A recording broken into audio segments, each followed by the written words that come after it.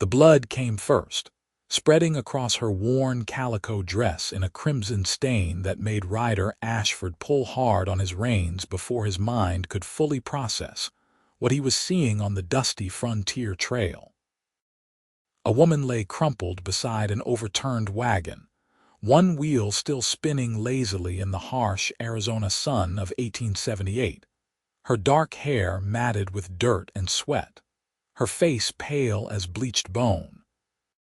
He was off his horse before conscious thought caught up with instinct, his boots hitting the ground with a thud that sent up small clouds of dust, his heart hammering against his ribs as he knelt beside her. "Madam," he said, his voice rough from days of riding alone through the desert terrain between Prescott and Jerome. "Madam, can you hear me?" Her eyelids fluttered, revealing eyes the color of sage green that struggled to focus on his face. She tried to speak, but only a small sound escaped her lips, barely audible over the hot wind that swept across the barren landscape.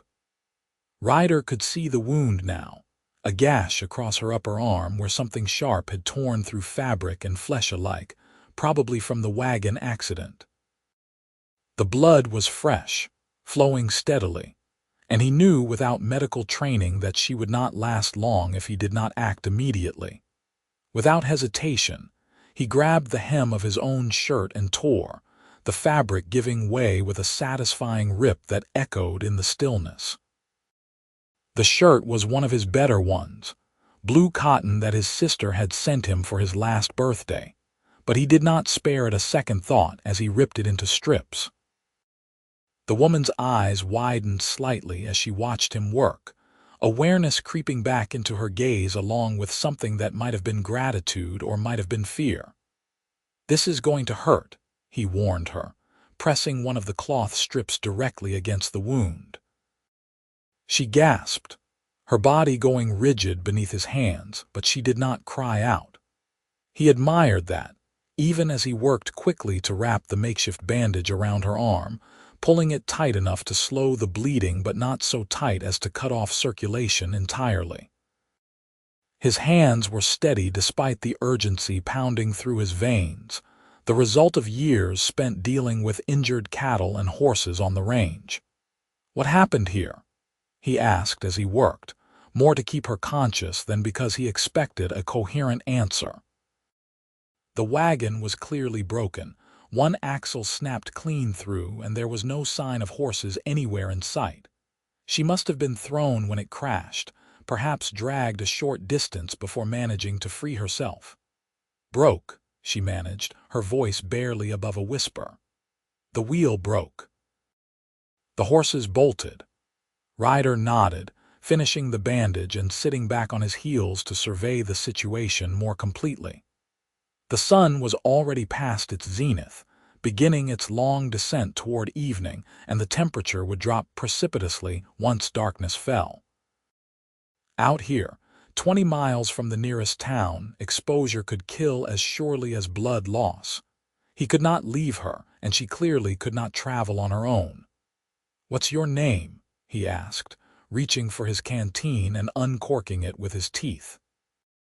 He held it to her lips, tilting it carefully so she could drink without choking. "Penelope," she said after swallowing. "Penelope Sullivan." "Ryder Ashford," he replied automatically. "Where were you headed, Miss Sullivan?" "Mrs.," she corrected, and his eyes immediately went to her left hand, where a thin gold band glinted in the sunlight. His stomach did an odd little flip that he chose to ignore. "I am a widow. I was traveling to Jerome to stay with my cousin." The past tense of her marital status was a relief he had no business feeling. Ryder cleared his throat and forced his mind back to practical matters. "Well, Mrs. Sullivan, I am afraid your wagon is not going anywhere without considerable repair. Can you ride?" She tried to push herself up with her good arm, determination written across her delicate features, but the effort cost her. Her face went even paler, and Ryder caught her before she could fall back against the hard ground.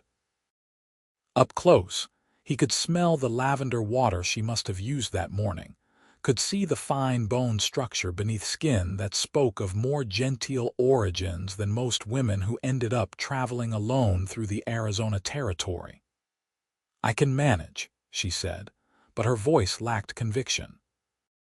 "You will ride with me," Ryder decided, not bothering to phrase it as a question. "Jerome is not far, perhaps 15 miles if we cut across the valley instead of following the main trail. We can make it before full dark if we leave now."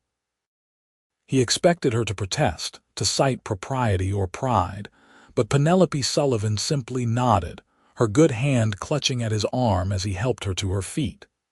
She swayed, and he steadied her, his hands firm on her waist. She was smaller than she had appeared lying down, the top of her head barely reaching his shoulder, and he could feel how she trembled with the effort of remaining upright. "Can you salvage anything from your wagon?" he asked. "Anything you cannot bear to leave behind?" She looked at the wreckage with eyes that suddenly shimmered with unshed tears. "There is a carpet bag," she said. "Brown leather with my initials, and a small trunk, but I suppose that is too heavy." Ryder found the carpet bag easily enough, wedged beneath the wagon seat. The trunk would indeed be impossible to manage on horseback, but he took a moment to pry it open, letting her point out a few items that he could fit into his saddlebags. A daguerreotype in a wooden frame showing a stern-faced couple who must have been her parents. A Bible with a worn leather cover. A bundle of letters tied with ribbon that he did not examine too closely. When he returned to her side, she was leaning against his horse, a sturdy bay gelding named Copper who was mercifully patient with strangers. Ryder secured the bags and then turned to the more delicate matter of getting Penelope into the saddle. She could not possibly mount on her own, not with her injured arm and weakened state. "I am going to lift you up," he told her. "Put your good arm around my neck." She hesitated for just a moment, her cheeks coloring slightly despite the pallor of blood loss, and then she obeyed. Her arm came around his neck, and he lifted her as gently as he could manage, settling her sideways across the saddle before swinging up behind her. It was not the most comfortable arrangement for either of them, but it would serve. He adjusted her so she could lean back against his chest, taking the weight off her injured side. "Hold on to me," he said, and felt her good hand grip his arm where it came around her waist to hold the reins. They set off at a careful walk that gradually increased to an easy lope, as Ryder judged Copper's gait, would not jostle his passenger too badly. Penelope remained silent for the first mile, her breathing shallow but steady, and Ryder found himself acutely aware of every point where their bodies touched. It had been a long time since he had held a woman, longer still since he had held one who stirred something in him beyond simple physical attraction. "Thank you," she said finally, her voice soft but clear. "You saved my life." "Any decent man would have done the same," Ryder replied, uncomfortable with her gratitude. He was no hero, just a ranch hand who happened to be in the right place at the right time. "Perhaps," Penelope said, "but I have learned that decent men are rarer than one might hope, particularly in this territory." There was a story there, Ryder sensed, something in the bitter edge to her words that spoke of experience hard won. He wanted to ask, wanted to know everything about this woman who had quite literally dropped into his life, but it seemed presumptuous. They were strangers bound together by circumstance, nothing more. The landscape rolled past in shades of rust and gold, the distinctive red rocks of the Arizona high country rising like monuments to either side of their path. Copper picked his way sure-footedly across the uneven ground, avoiding the worst of the stones and cactus that littered the valley floor. In the distance, Ryder could see the dark shapes of juniper trees marking the approach to Jerome, that strange mining town built into the side of Mingus Mountain, a place where copper and gold drew men from across the country to seek their fortunes. How long were you married? The question left his mouth before he could stop it, and he immediately regretted the intrusion. But Penelope did not seem offended. 3 years, she said. Thomas died of pneumonia last winter. We had a small ranch in New Mexico, but I could not manage it alone. My cousin wrote to say there was work in Jerome for a woman willing to teach school, so I sold what I could and started west. I am sorry for your loss, Ryder said, meaning it. 3 years was hardly any time at all to build a life with someone before having it ripped away. Thank you. He was a good man, if not a particularly strong one. The winters in New Mexico are brutal, and he never quite adapted after coming from Boston. She paused, and Ryder felt her take a deeper breath. Forgive me. I do not usually speak so frankly to strangers. We are not exactly in usual circumstances, Ryder pointed out. And I do not mind. Talk if it helps. It will keep you alert. So she talked, her voice growing slightly stronger as the shock began to wear off, replaced by the bone-deep exhaustion that always followed injury. She told him about growing up in St. Louis, the daughter of a railroad clerk who had ambitions for his only child to marry well. She had obliged him by accepting the proposal of Thomas Sullivan, a young man with education and prospects who promised to take her west to build an empire. The empire turned out to be 80 acres of stubborn land and a cabin with a leaking roof, Penelope said with a wry humor that made Ryder smile despite himself. But Thomas tried. He truly did. He just was not built for this life. And you, Ryder asked, are you built for this life? She was quiet for a long moment. I do not know, she admitted, but I suppose I am about to find out. The sun was kissing the horizon when Jerome finally came into view, a chaotic jumble of buildings clinging to the mountainside like barnacles on a ship hull.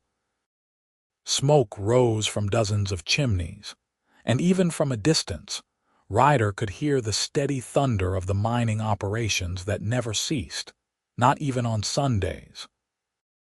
It was a rough town, populated mostly by miners and the merchants who served them, but it had law and order after a fashion, and more importantly, it had a doctor. Penelope had gone quiet again, her head heavy against his shoulder, and Ryder felt a spike of worry.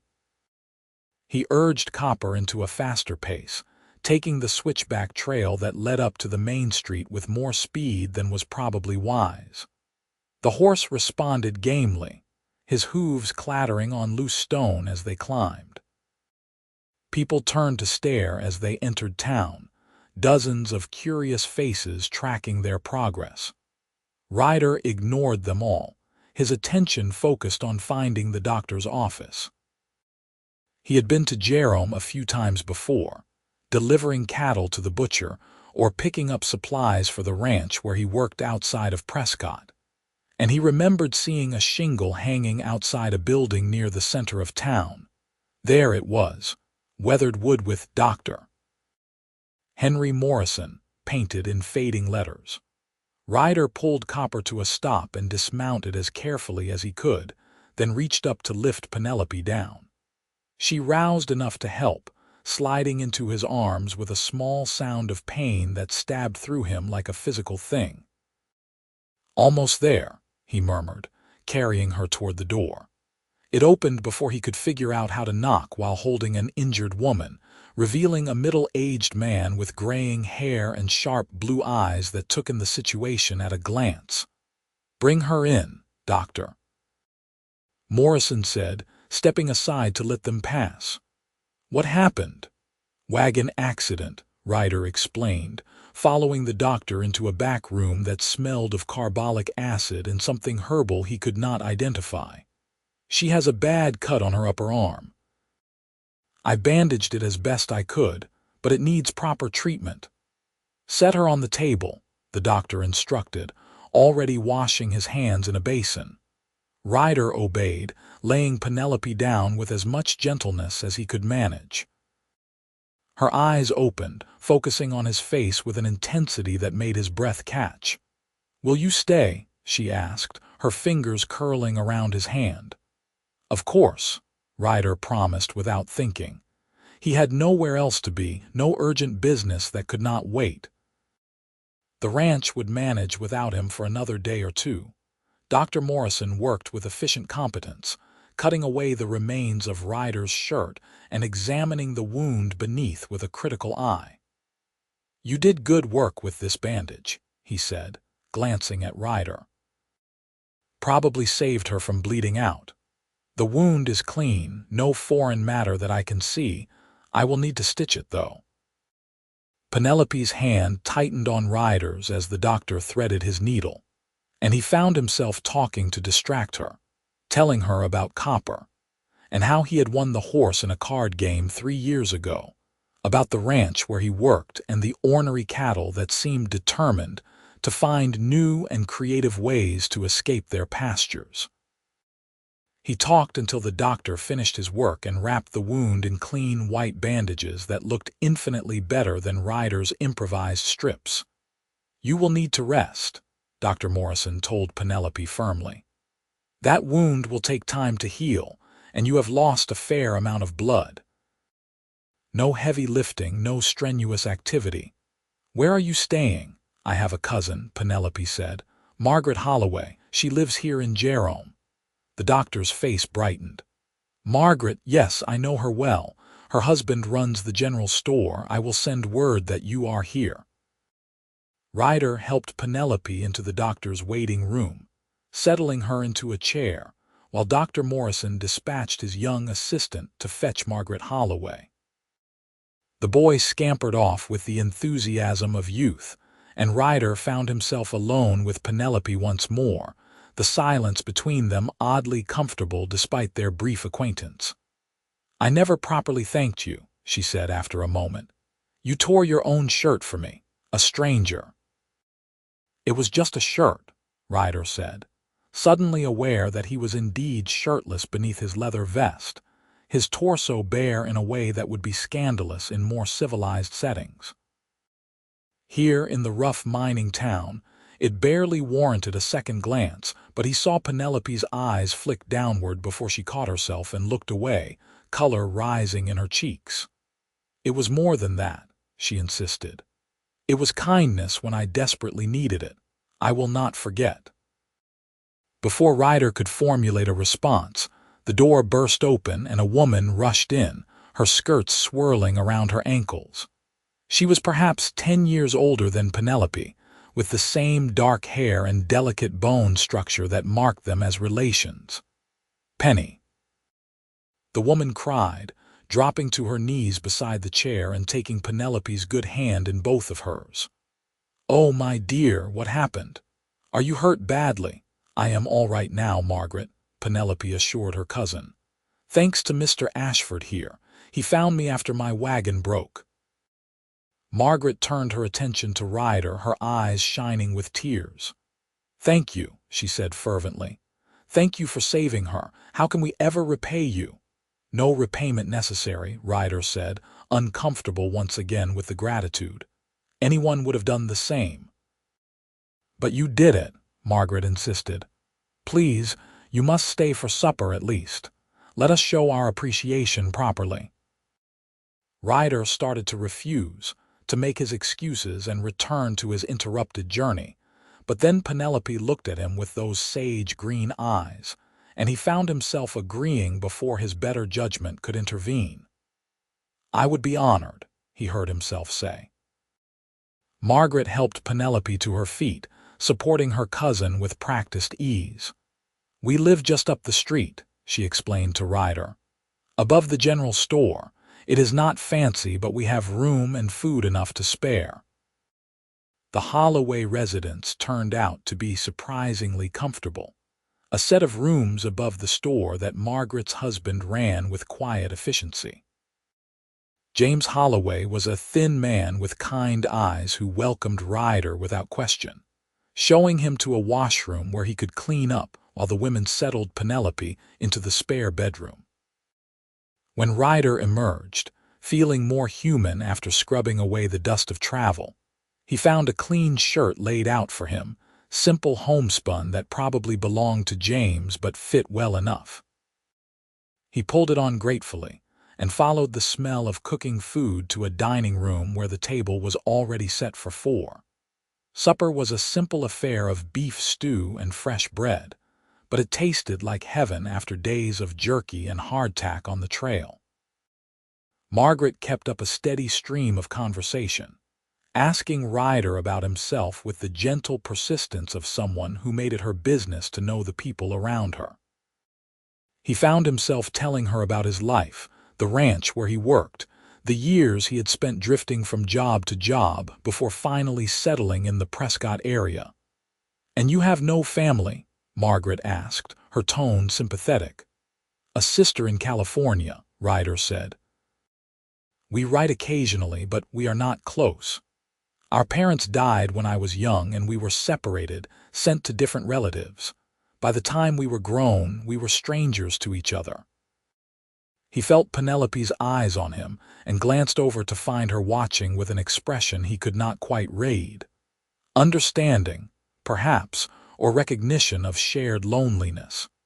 She had been quiet during the meal, eating little but following the conversation with interest.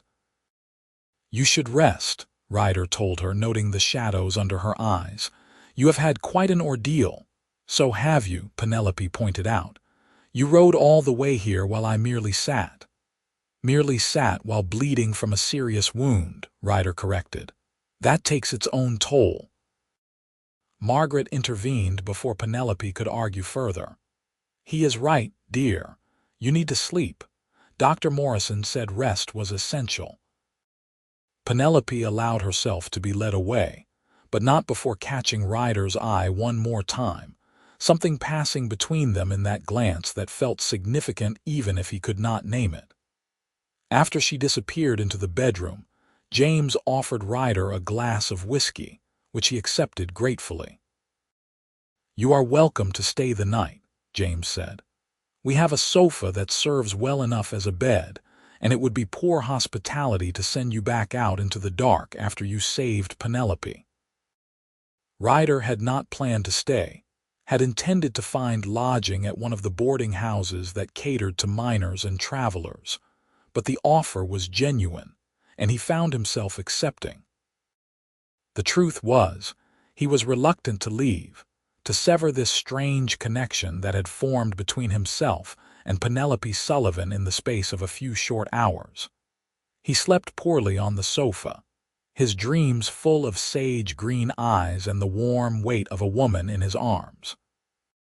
When he woke in the gray light of dawn, he found Margaret already in the kitchen, her hands busy with breakfast preparations. "Coffee," she offered, and Ryder accepted with enthusiasm, wrapping his hands around the warm cup and inhaling the rich aroma. "How is she?" he asked, nodding toward the bedroom where Penelope presumably still slept. "Better," Margaret said. "I checked on her an hour ago. The sleep has done her good. She will recover fully, Dr. Morrison says, though she will have a scar." Ryder nodded, relieved.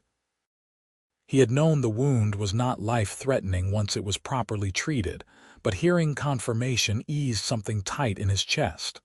"I should be going," he said. "I have already imposed on your hospitality long enough." "Nonsense," Margaret said briskly. "You will stay for breakfast at least. Besides, I think Penelope would want to say goodbye properly." As if summoned by her name, Penelope appeared in the doorway, still wearing a nightgown with a shawl draped over her shoulders to preserve modesty. Her hair was loose, falling in dark waves past her shoulders, and Ryder had to look away from the sight, his throat suddenly tight. "I thought I heard voices," she said, her own voice still rough with sleep. "Were you planning to leave without saying goodbye, Mr. Ashford?" "I thought you might prefer to rest," Ryder said, standing automatically as she entered the room. "I did not want to disturb you." "You are not a disturbance," Penelope said firmly, settling into a chair with care for her injured arm. "You are my rescuer, and I owe you proper thanks at the very least." Margaret, with the tact of someone who recognized a private moment in the making, excused herself to check on something in the bedroom, leaving them alone in the kitchen with only the coffee pot for company. "You owe me nothing," Ryder said, the words coming out more roughly than he intended. "I only did what anyone would do." "We both know that is not true," Penelope replied. "Many men would have ridden past, not wanting the inconvenience. Or worse, they might have seen an opportunity to take advantage. You did neither. You helped without expectation of reward, and that makes you uncommon." Ryder did not know what to say to that, so he said nothing, drinking his coffee and trying not to stare at the way the morning light caught in her hair. The silence stretched, not uncomfortable but charged with something he could not name. "Will you be staying in Jerome?" Penelope asked finally. "Or do you need to return to Prescott?" "I was only passing through," Ryder admitted. "Heading to a ranch outside of Flagstaff where a friend promised me work, but I am in no particular hurry. The job will keep for a few days." "Then perhaps you might stay a bit longer," Penelope suggested, her eyes meeting his with an openness that took his breath away. "I would like the chance to know my rescuer better if you are willing." Everything in Ryder's experience told him to refuse, to maintain the distance between them, to recognize this for what it was. A woman grateful to the man who saved her life, nothing more. But he found himself nodding, agreeing to stay in Jerome for a few more days, to give them both time to recover from their ordeal. The days that followed developed a rhythm of their own. Ryder found work easily enough at one of the mines, his strong back and willing attitude making him welcome among the crews that worked the deep shafts beneath the mountain. The pay was good, better than ranch work, and the labor was hard but honest. He took a room at a boarding house run by a widow named Mrs. Chen, a practical woman who asked no questions and kept her establishment clean and orderly. But his evenings he spent at the Holloway residence, taking supper with the family, and afterwards sitting with Penelope in the small parlor while Margaret and James gave them privacy under the guise of working in the store below. They talked for hours, sharing stories of their lives with an ease that surprised them both. Ryder learned that Penelope had wanted to be a teacher even as a child, that she loved books with a passion bordering on obsession, that she played piano though she had not touched one since leaving St. Louis years ago. Penelope learned that Ryder had worked a dozen different jobs across 3 territories, that he had a gift with horses, that he had once wanted to be a veterinarian but lacked the education and means to pursue it. She learned that he was 26 years old, just 3 years older than herself, that he had never been in love, that he dreamed sometimes of having land of his own but had long since accepted it would likely remain only a dream. "Why?" Penelope asked one evening about a week after her accident. Her arm was healing well, the stitches holding cleanly, though she still favored it when she moved. "Why have you accepted it as only a dream?" Ryder shrugged, uncomfortable with the question. "Land costs money, and money is something I have precious little of. I make enough to get by, to keep myself fed and clothed, but never enough to save much. Every time I manage to put a little aside, something happens. A horse goes lame, or I get sick and cannot work, or any of 100 other things. It is the way of things for men like me." "Men like you," Penelope repeated thoughtfully. "You mean men without family, without connections to smooth their way." "I suppose," Ryder agreed. "Though I do not complain, I have more than many." "But less than you deserve," Penelope said softly, and there was something in her voice that made him look at her sharply. She met his gaze without flinching, her chin lifting slightly in a gesture he was coming to recognize as characteristic determination. "You are a good man, Ryder Ashford. You deserve good things." "So do you," he said, the words escaping before he could think better of them. "You deserve more than to be widowed and alone, trying to make your way as a schoolteacher in a mining town." "Perhaps we both deserve better than what we have," Penelope said. "But we work with what we are given, do we not?" The conversation stayed with Ryder long after he returned to his boarding house that night, echoing in his mind as he lay awake in the narrow bed. He was growing too attached, he knew. Every day that passed made it harder to imagine leaving Jerome, harder to picture a future that did not include Penelope Sullivan and her sage green eyes. It was Margaret who finally forced the issue, cornering him one afternoon when he stopped by the store to purchase tobacco. "You care for her," she said without preamble, her directness catching him off guard. "I beg your pardon," Ryder managed, though he knew exactly what she meant. "Penelope, you care for her. It is written all over your face every time you look at her." Margaret leaned against the counter, her expression kind but firm. "The question is, what do you intend to do about it?" "I intend nothing," Ryder said, more harshly than he meant to. "She is a recent widow. It would be inappropriate." "She has been a widow for 6 months," Margaret corrected. "And her marriage, while respectable, was not a passionate love match. Thomas was a good man, but he was sickly and scholarly, not the kind of husband a young woman dreams of. Penelope did her duty by him, nursed him through his final illness with devotion, but she does not mourn him as a woman mourns a great love lost."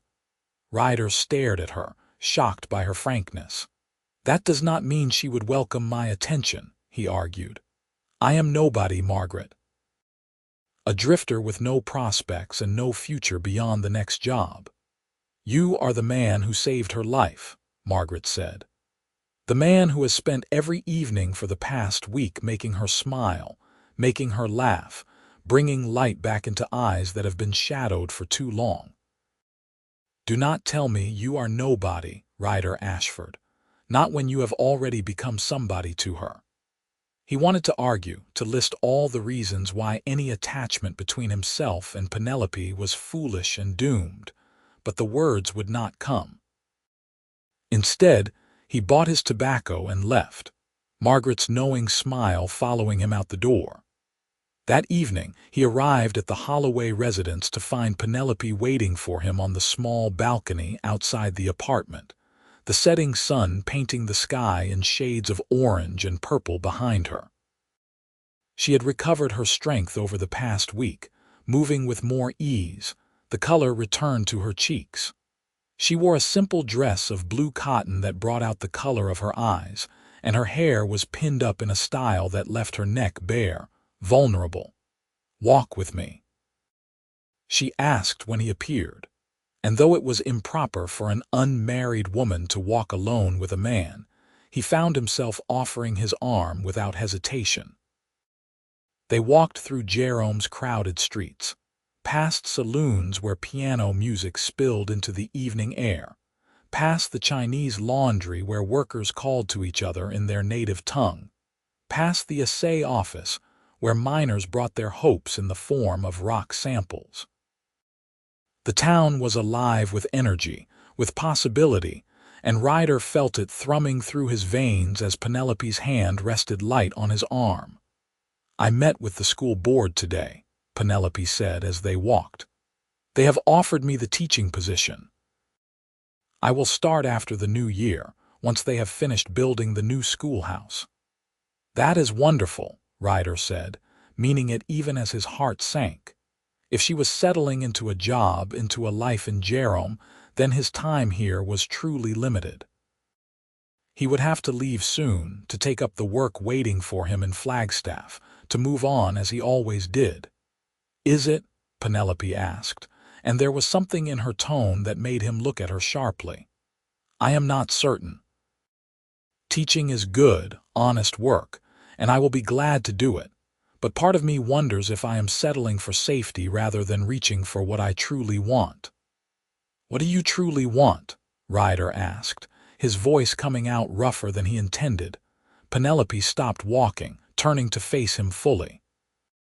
They were on the edge of town now, where the buildings gave way to open hillside, where they could see the vast expanse of the Verd Valley spread out below them in the fading light.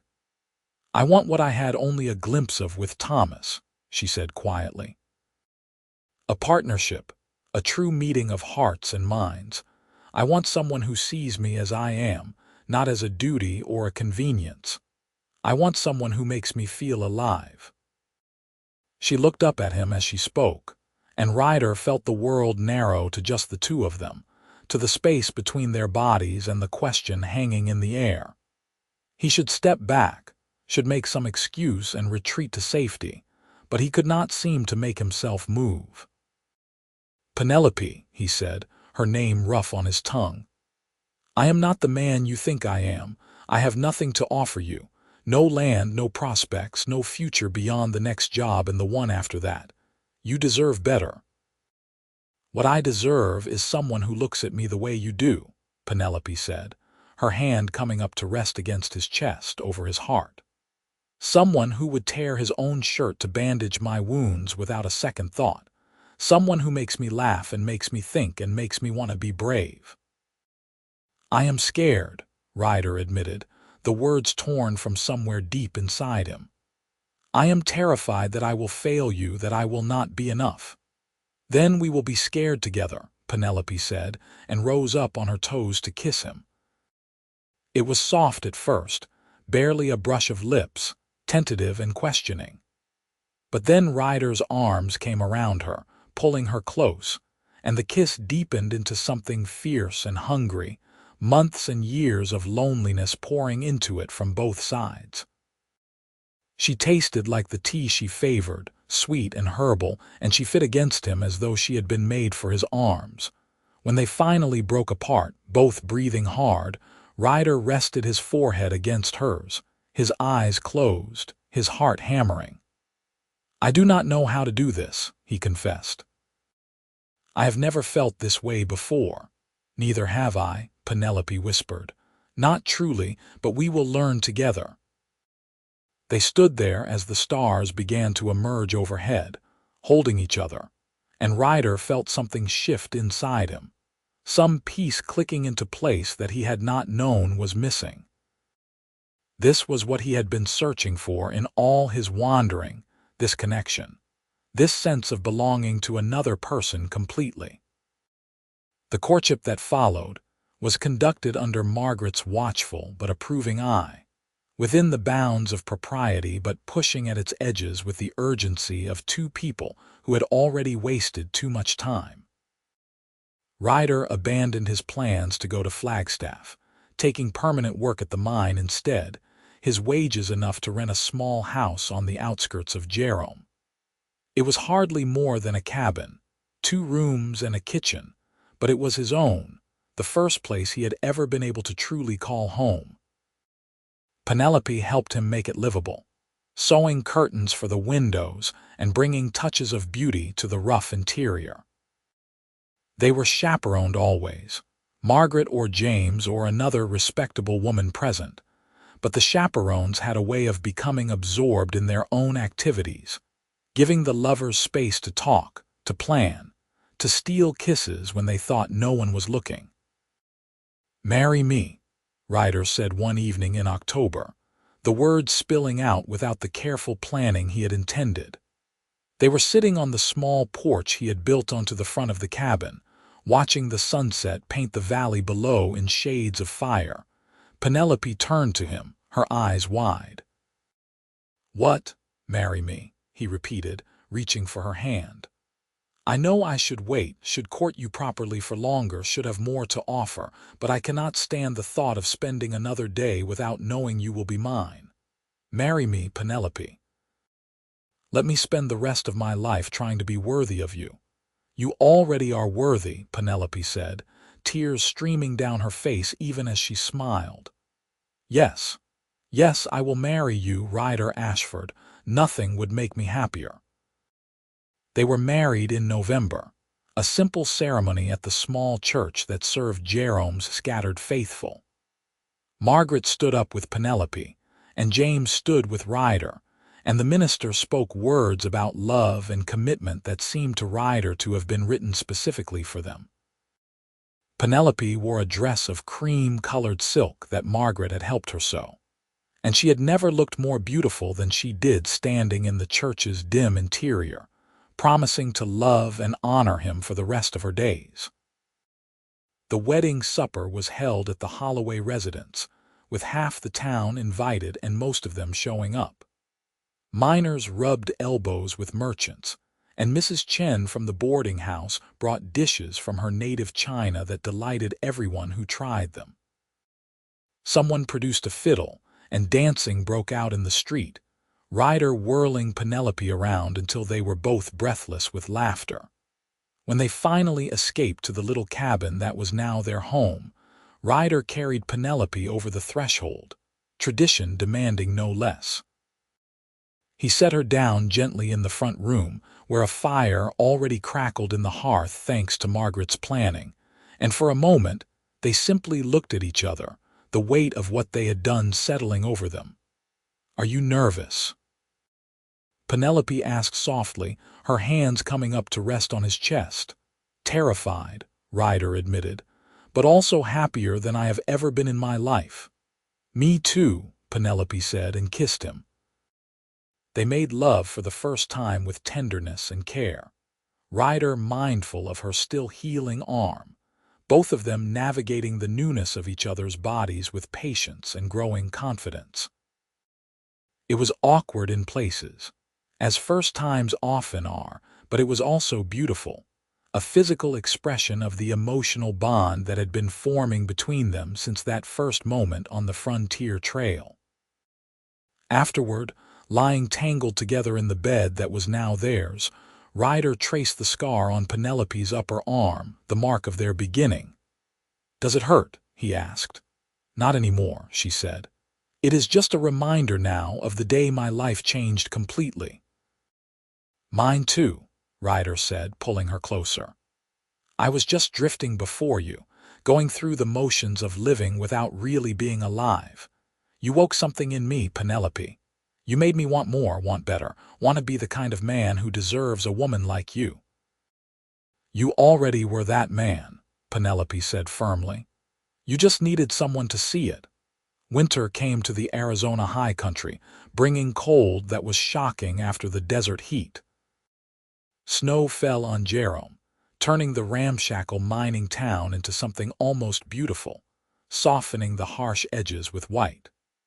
Ryder worked his shifts at the mine and came home each evening to a warm house and a warmer welcome, Penelope greeting him at the door with kisses and supper waiting. She began teaching in January as planned, a schoolhouse having been completed just before Christmas. She taught children ranging from 6 to 16, mining families mostly, and she came home each afternoon with stories that made Ryder laugh. She was good at it, patient and creative, finding ways to reach even the most reluctant students. Their life found a rhythm, work and home and each other, simple but deeply satisfying. Ryder found himself thinking less about the past, about all the years he had spent alone, and more about the future, about all the years stretching ahead with Penelope at his side. When spring arrived and the snow melted, revealing green hillsides dotted with wildflowers, he felt as though he was seeing the world fresh, colors brighter and more vivid than he remembered. In May, Penelope told him she was pregnant, her hands trembling as she delivered the news over breakfast. Ryder stared at her for a long moment, his mind struggling to process what she had said, and then he was on his feet, sweeping her into his arms, laughing and crying at the same time. "Are you happy?" Penelope asked, her own eyes wet. "I know we have not been married long and money is tight." "I am happier than I have any right to be," Ryder said fiercely. "You are giving me everything I never dared to dream of. A home, a family, a reason to wake up every morning. How could I be anything but overjoyed?" The pregnancy progressed smoothly, Penelope continuing to teach until the summer break, and then taking the fall term off to prepare for the baby's arrival.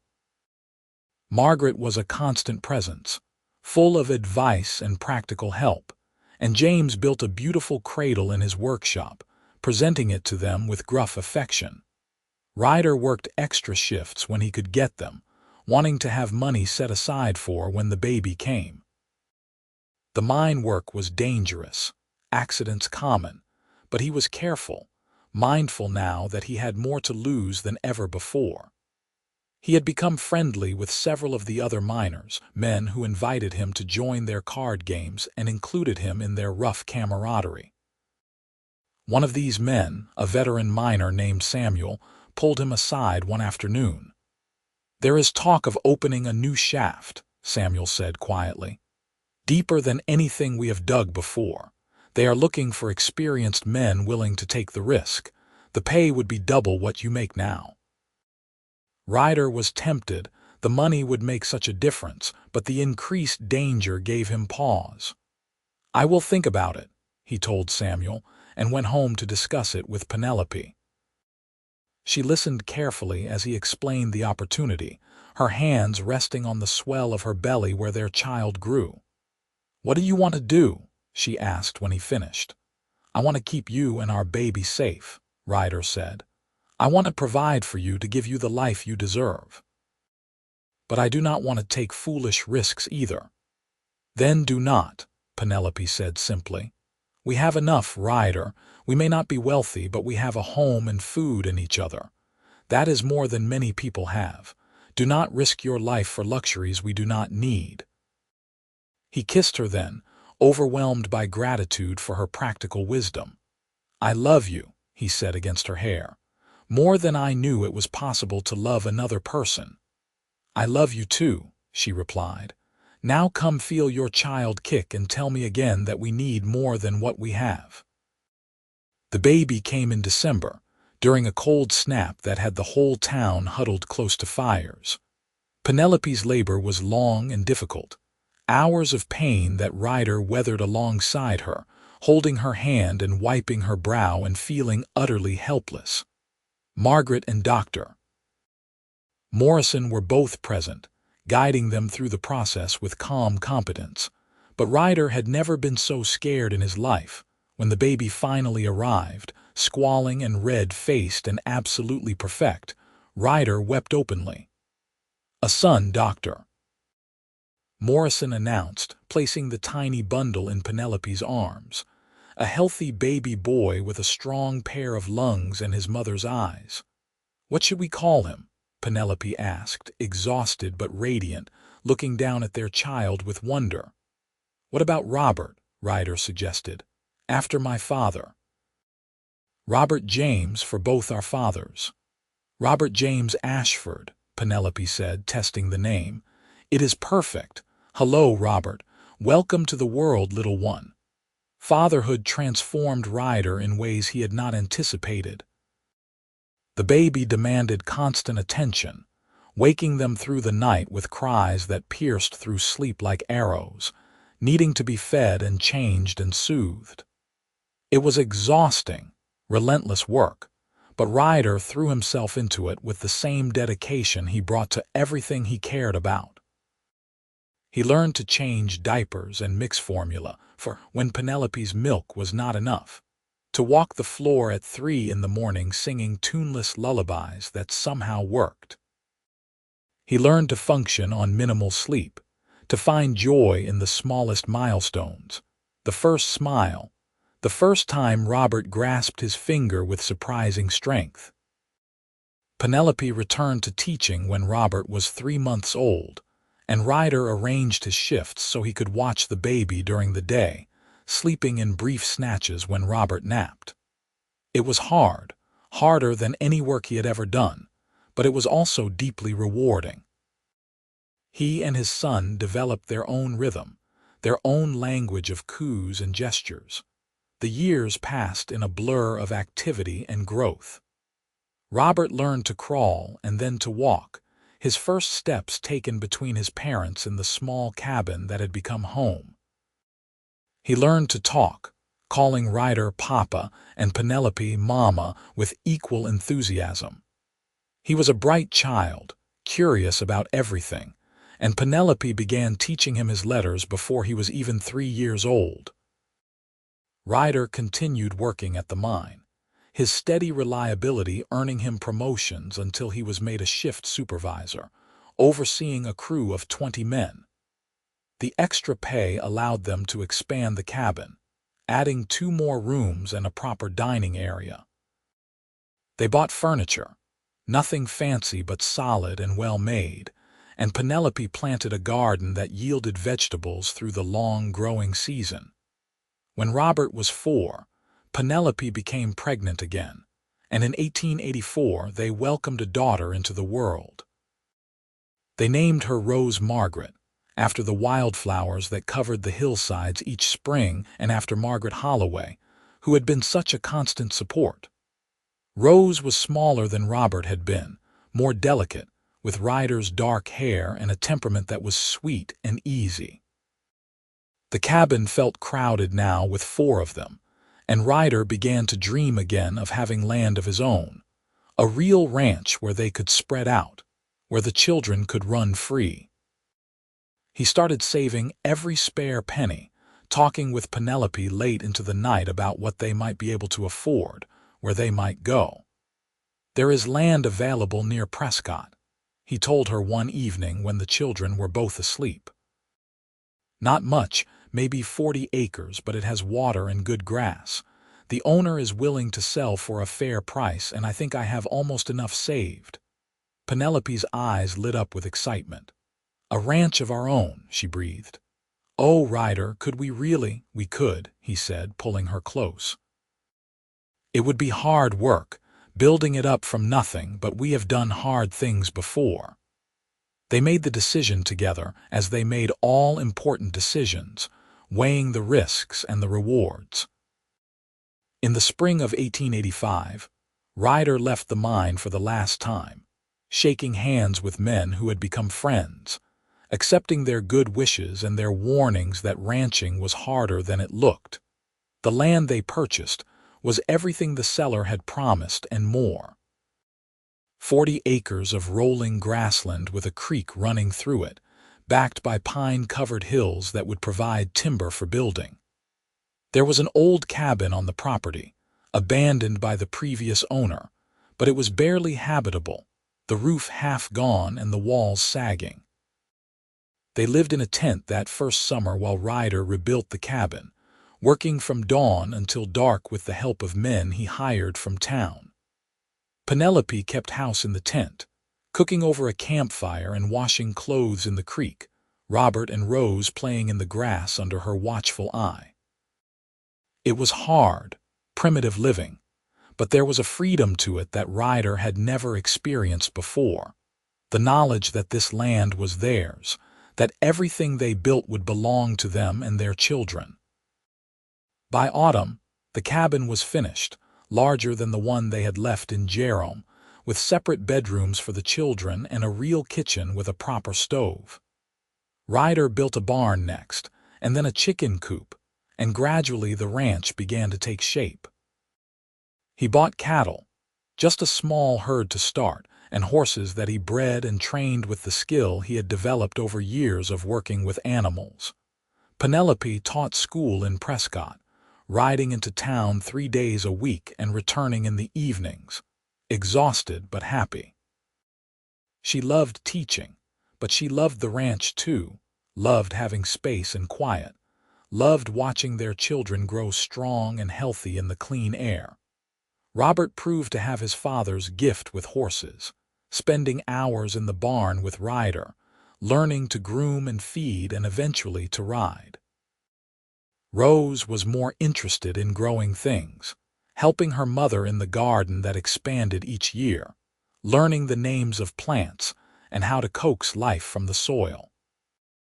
More children followed, a second son they named William Thomas in 1887, honoring both their fathers, and another daughter, Elena Grace, in 1889. The cabin grew again to accommodate them, Wings added on either side until it was more house than cabin, sprawling and comfortable, and always full of noise and laughter. Ryder's sister visited from California when Alina was a baby, meeting his family for the first time in nearly a decade. She stayed for a month, and by the time she left, she and Ryder had rebuilt their relationship, finding common ground they had lacked as children. She promised to return, and she did, bringing her own husband and children for visits that became a regular occurrence. The ranch prospered slowly but steadily, Ryder's careful management and hard work paying dividends. He expanded the herd, bought more land when it became available, built a reputation for quality horses that brought buyers from across the territory. Money was never abundant, but it was sufficient, allowing them to live comfortably and to plan for the future. Penelope continued teaching for years, until the school board in Prescott decided they needed a full-time teacher who could be present every day. She left without regret, ready to focus entirely on the ranch and her family. She started a small lending library, inviting neighboring ranch families to borrow books, and she taught Sunday school at the church that served the scattered community. On their 10th wedding anniversary, Ryder took Penelope back to the spot on the frontier trail where he had found her, bleeding and in desperate need of help.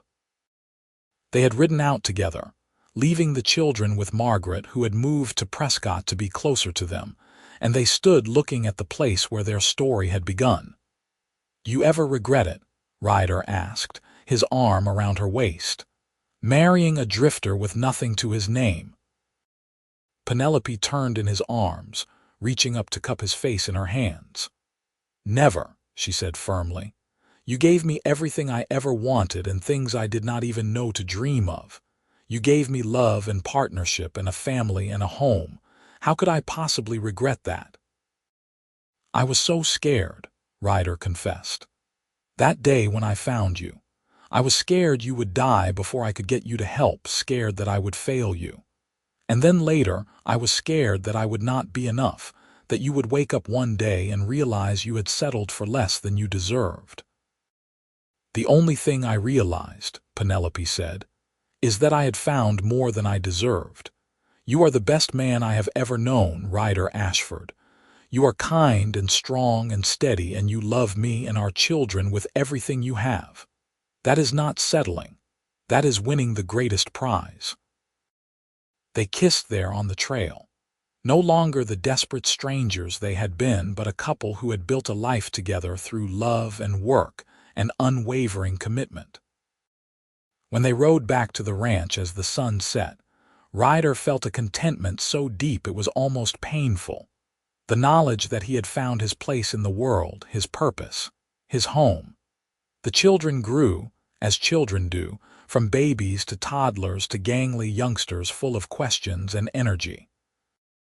Robert proved to be a natural horseman, just like his father, and by the time he was 16, he was helping run the ranch, managing the horses and working the cattle with skill that made Ryder proud. Rose discovered a talent for drawing, filling sketchbooks with detailed renderings of plants and animals and landscapes. Her art good enough that Penelope began to dream of sending her to school in San Francisco. William was quieter than his siblings, bookish like his mother, happiest when he could curl up with a book and lose himself in other worlds. And Alina, the baby, was fearless and adventurous, climbing trees and racing her brothers and generally keeping her parents on their toes with her antics. Ryder watched them all with wonder. These 4 people he and Penelope had created, each unique and precious. He taught them everything he knew about horses and cattle and the land, about hard work and integrity and keeping your word. Penelope taught them to read and think and question, to value learning and kindness and compassion. In 1895, when Robert was 18 and beginning to talk about starting his own spread, Arizona finally achieved statehood, no longer a territory but a full member of the Union. The whole family traveled to Phoenix for the celebrations, watching as politicians gave speeches and flags were raised, and the future seemed bright and full of promise. "We built something here," Ryder said to Penelope as they watched the festivities. "Not just us, but everyone who came west, who took a chance on this wild, beautiful, difficult land. We built communities and families and futures." "You built all that," Penelope corrected gently. "You took a chance on me, a stranger bleeding on a trail, and you built a whole life from that one act of kindness." "We built it together," Ryder insisted. "Everything good in my life comes from you, from that moment when you looked at me with those sage green eyes, and I felt something shift inside me. You were my beginning, Penelope, my real beginning." She kissed him there in the crowded Phoenix street, surrounded by celebrating strangers, and Ryder tasted salt and knew she was crying. But they were happy tears, he knew, tears of gratitude and joy for the life they had built against all odds. They returned to the ranch renewed, energized by the sense of new beginnings. Robert did start his own place, a small spread adjacent to theirs that he worked with fierce determination. Ryder helped him get started, giving him cattle and horses from his own stock, teaching him the business side of ranching that was just as important as the physical work. Rose went to San Francisco to study art, her talent recognized by a teacher who helped secure her a scholarship. It nearly broke Penelope's heart to send her daughter away. But they both knew it was the right choice, the chance for Rose to develop her gifts in ways that would not be possible in rural Arizona. William surprised everyone by announcing he wanted to be a lawyer, having read everything he could find about the law and the courts. He went east to school, to Boston where Penelope's late husband had come from, and he wrote long letters home describing his studies and his life in the bustling city. Elena, true to form, declared she wanted to be a rancher like her father, and she threw herself into learning everything Robert could teach her. By the time she was 15, she could ride and rope as well as any man, and she had no interest in the domestic arts that were supposed to occupy young ladies. Ryder and Penelope entered their 40s watching their children launch into the world, proud and terrified in equal measure. The ranch still demanded their attention, cattle still needed tending and horses still needed training, but the work was easier now, employees hired to handle the hardest tasks. They had time for each other again, time to take long rides through the hills they loved, to sit on the porch in the evenings watching the sunset paint the sky, to make love in the middle of the afternoon just because they wanted to. The passion between them had not dimmed with the years. If anything, it had deepened, physical desire layered with emotional intimacy and shared history. "You remember the first night we spent in the cabin?" Penelope asked one evening, her head resting on Ryder's shoulder as they watched the stars emerge. "How nervous we both were. How could I forget?" Ryder said, pressing a kiss to her hair. "I was terrified I would disappoint you." "You never have," Penelope said softly. "Not once in all these years." They celebrated their 20th wedding anniversary in 1899, as the old century gave way to the new. All 4 children came home for the occasion, Robert bringing his new wife, a quiet girl from Prescott named Sarah who looked at him with adoration.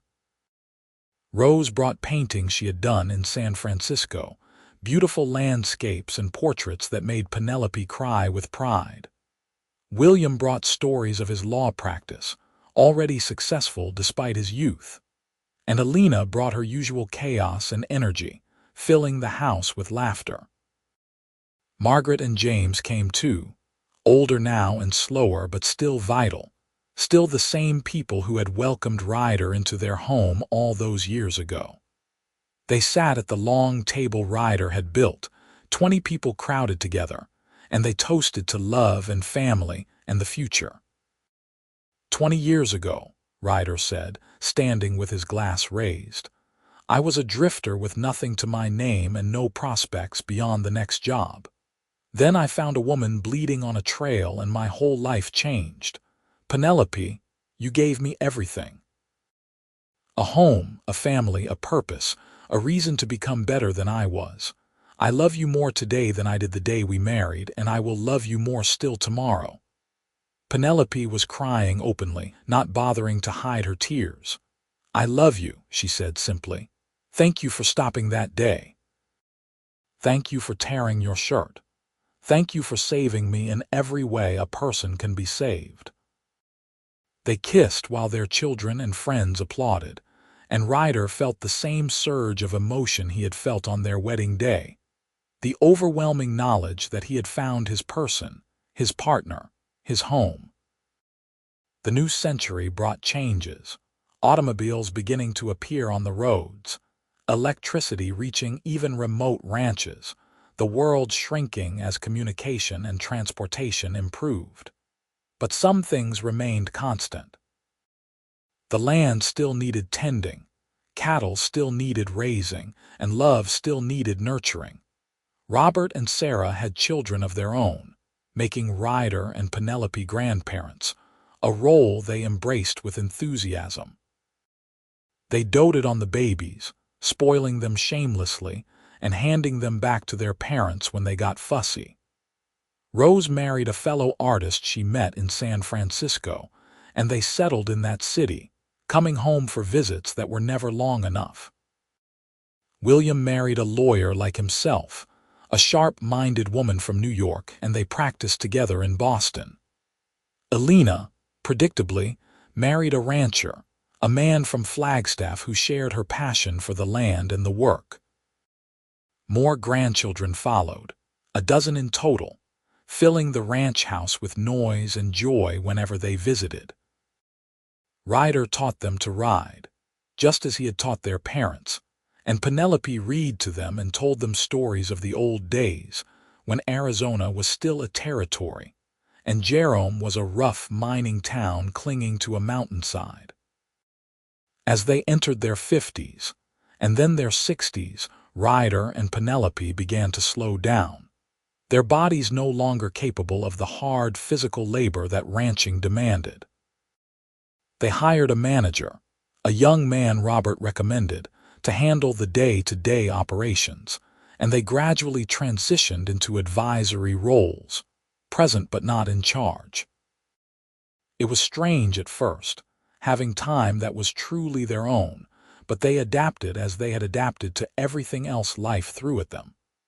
They traveled, seeing parts of the country they had never visited, taking a train to California to see Rose and then to Boston to see William. They spent a winter in Phoenix, where the climate was easier on Ryder's joints that had begun to ache with arthritis from decades of hard use. But they always came back to the ranch, to the land they had built a life on, to the home they had created together. It was where they belonged, where they wanted to be. On a warm spring day in 1920, they rode out together to the spot on the Frontier Trail where they had first met, something they did every year on their anniversary.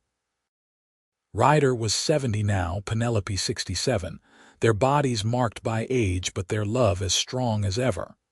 They sat together on a blanket spread on the ground, holding hands and watching the clouds drift across the endless blue sky. 42 years, Penelope marveled. How is that possible? It feels like yesterday and also like forever. The best 42 years of my life, Ryder said. Every single day with you has been a gift, Penelope. Even the hard days, she teased. The times when the cattle got out or the children were sick or money was tight. Especially those days, Ryder said seriously. Because we faced them together.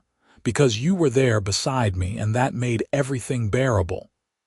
They sat in comfortable silence for a while, and then Penelope spoke again, her voice soft. Do you ever think about what would have happened if you had ridden past that day?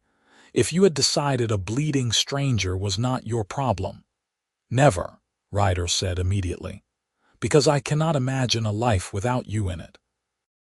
Every good thing I have, everything that matters, stems from that moment when I chose to stop to help, to tear my shirt for bandages. It was the best decision I ever made."